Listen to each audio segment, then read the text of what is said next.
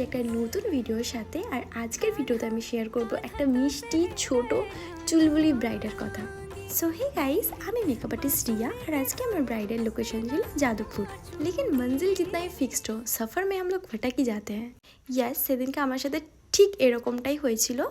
যাওয়ার টাইম ছিল আমার 3টের সময়, কিন্তু পথের রাস্তাটা ঠিকানাটা একটু মিসম্যাচ হওয়ার জন্য আমি সেদিনকে গিয়ে পৌঁছাই 4:30টার সময়। সো পৌঁছেই একদমই লেট না করে আমি তাড়াতাড়ি করে ওকে সাজাতে বসিয়ে ফেলেছিলাম। And you can see the reason why I call her to চুলবুলি।